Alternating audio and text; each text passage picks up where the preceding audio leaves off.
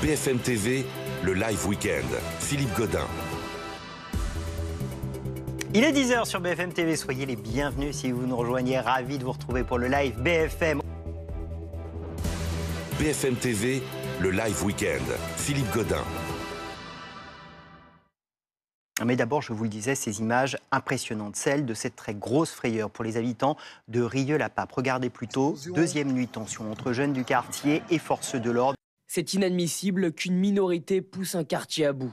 Il a fallu 1 heure hier soir pour un retour au calme. La préfète du Rhône a annoncé l'envoi de CRS en renfort sur le secteur. Alors, on va essayer de comprendre ce qui s'est passé. Abel Boilly, bonjour. Merci d'être avec nous. Vous êtes éducateur, président de l'association Tous Unis. Avant de vous entendre, Alexandre Vincendet, bonjour. Merci beaucoup d'être avec nous. Vous êtes le maire Horizon de Rieux-la-Pape. Merci beaucoup d'avoir accepté notre invitation. D'abord, est-ce que le calme est revenu ce matin à Rieux-la-Pape ? Oui, le calme est revenu. À l'heure où je vous parle, nous sommes en train de nettoyer avec l'ensemble des équipes, des collectivités, le quartier. Essayons de comprendre ce qui s'est passé effectivement. Tout a démarré jeudi soir, le soir d'Halloween, avec des incendies de voitures et des interpellations, c'est bien ça ? C'est ça, 4 interpellations lors de la soirée d'Halloween, qui s'était globalement bien passée, puisqu'on avait même une soirée festive pour la commune où l'ensemble des habitants se sont retrouvés. De l'autre côté de la ville, dans le secteur de la Velette, il y a eu des premières échauffourées. Il y a eu 5 voitures incendiées. Nous avons pu, avec les forces de l'ordre, police nationale, police municipale, intervenir. Et il y a eu 4 arrestations. Sur ces 4 arrestations, il est important de le signaler, ce sont 4 mineurs qui vont de 13 à 17 ans. Et à l'heure où je vous parle, d'après ce que je sais, les gardes à vue ont été prolongées. Donc le but, évidemment, ça va être de mettre chacun devant ses responsabilités. Et en premier lieu, les parents. Quand on est parent et qu'on a donc des enfants qui sont mineurs, par essence, on est responsable des enfants. Et moi, d'ailleurs, à ce titre, je convoquerai les parents de ces enfants mineurs dès la semaine prochaine. Alors, monsieur le maire, vous restez évidemment avec nous, Abel Boilly. Vous connaissez aussi très bien le terrain comme monsieur le maire. Vous êtes au contact de ces enfants, de ces familles. Est-ce que cette méthode de dire les parents doivent assumer les responsabilités, il faut éventuellement faire sortir de ces quartiers les familles qui posent problème, est-ce que ça marche sur le terrain ? Est-ce que vous constatez que ça fonctionne ? Mais on voit que ça n'a pas encore été étendu tant que ça sur le terrain. Donc il y a beaucoup de paroles et c'est vrai qu'il faut responsabiliser les parents parce que quand on voit qu'il y a des jeunes de 13 à 17 ans, c'est tout simplement inadmissible. Et nous, dans la prévention, en tant qu'acteurs de terrain aussi, c'est de notre rôle et de notre devoir aussi de sensibiliser les jeunes sur ce qu'ils risquent s'ils prennent le chemin de la délinquance. Et j'ai bien aimé la nuance qui a été apportée parce que c'est une minorité délinquante qui salit l'image de la majorité silencieuse. On sait qu'il peut y avoir des problèmes d'injustice sociale, mais si tous les jeunes qui subissaient de l'injustice sociale ou qui étaient ghettoisés devenaient des délinquants, ben la société serait tombée déjà. Donc effectivement, il faut une prévention, mais une prévention même dissuasive au bout d'un moment, parce que c'est pas facile d'être un parent, d'accord ? Vous pouvez être un très bon parent et voir votre enfant sombrer dans la délinquance, mais il est vrai que sur le terrain, on voit de ces cas d'irresponsabilité qui font vraiment peur. Pas très longtemps, dans la semaine, j'ai eu à recevoir le cas de parents qui étaient partis à l'étranger et qui ont laissé leurs 3 enfants âgés de 14, 10 et 7 ans seuls avec une carte bleue. Donc voilà, il y a tellement d'anecdotes folles sur le terrain qu'on peut se dire que limite... on peut croire que l'on invente des histoires, mais en tant qu'acteur de terrain, on voit vraiment pas mal de choses. Donc oui, il faut responsabiliser les parents.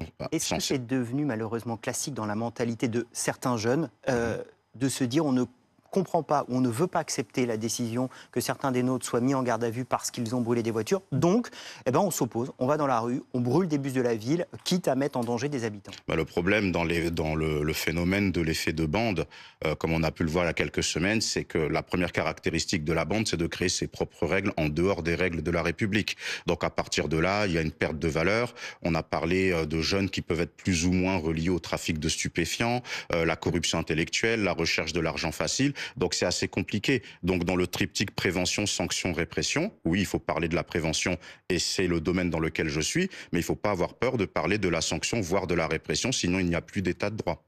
Monsieur le maire, est-ce qu'il y a dans ces quartiers aussi une forme d'omerta des populations qui ont peur ? Hier soir, je vais vous dire, quand j'ai discuté avec les habitants, ils nous disent que bien évidemment, ils craignent pour eux. Abel Boilly, vous qui êtes aussi sur le terrain depuis longtemps, est-ce que vous avez le sentiment que les choses s'améliore, que le travail avance, qu'on arrive à faire des choses, ou malheureusement la situation empire? Alors en tant qu'acteur de terrain, heureusement qu'il y a des réussites, sinon on abandonnerait tout ce que l'on ferait. Mais il est vrai que l'on voit une déliquescence des valeurs au sein de la société, ce qui fait que j'ai presque envie de dire que sur certains territoires, lorsque vous allez prendre la décision de devenir parent, vous serez presque éligible à l'Ordre national du mérite ou à la Légion d'honneur, tellement c'est compliqué et tellement le trafic de stupes gangrène notre société. Mais aussi de l'autre côté, il y a la responsabilité de l'individu et puis il y a la responsabilité de l'État. C'est quelle perspective on offre pour les 20, 30, 40 prochaines années aussi. Voilà, je pense que les deux doivent marcher ensemble dans un certain équilibre parce qu'il y a des populations qui sont ghettoisées.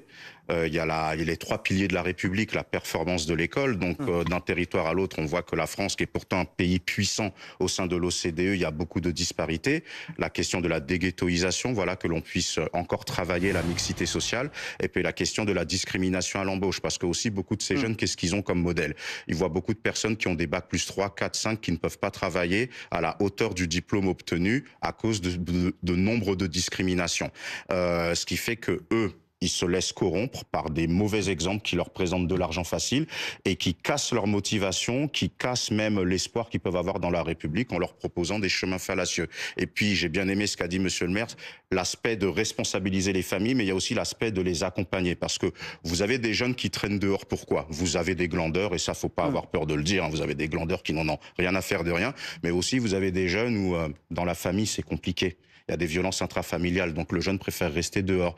Vous avez des jeunes qui préfèrent rester dehors parce que dans certaines familles nombreuses, ils préfèrent laisser le lit aux petits frères ou aux petites sœurs. C'est-à-dire qu'il y a beaucoup de cas. Vous avez des jeunes qui sont dans des familles recomposées où le père ne veut pas entendre parler des enfants de sa campagne. Donc il y a énormément de cas et pour ça il faut travailler sur un projet plus global, pas à l'horizon de la prochaine élection, mais à l'horizon de la prochaine génération.